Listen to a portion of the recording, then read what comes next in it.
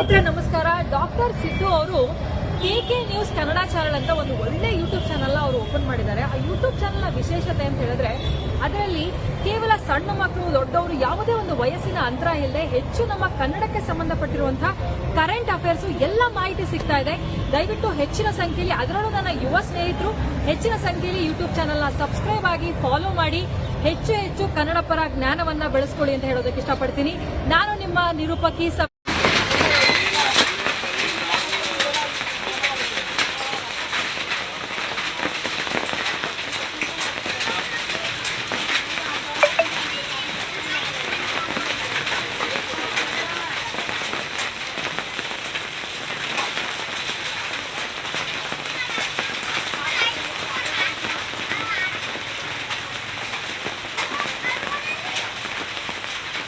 काय लगत मास्तर